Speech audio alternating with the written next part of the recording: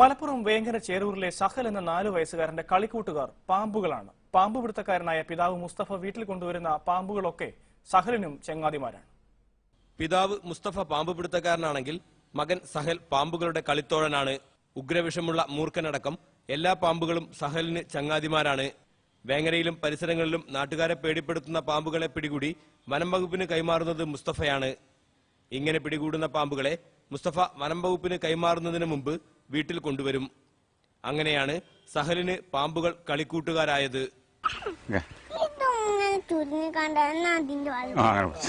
നാട്ടിൽ അറിയപ്പെടുന്ന പാമ്പ് പിടുത്തക്കാരനായിരുന്നു മുസ്തഫയുടെ പിതാവ് അബുവും.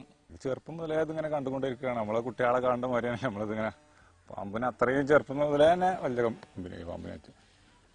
പാമ്പുകളോടുള്ള സഹലിന്റെ ഇഷ്ടം കാരണം ചിലയിടങ്ങളിൽ പാമ്പ് പിടിക്കാൻ പോകുമ്പോൾ മുസ്തഫ സഹലിനെയും ഒപ്പം കൂട്ടാറുണ്ട്.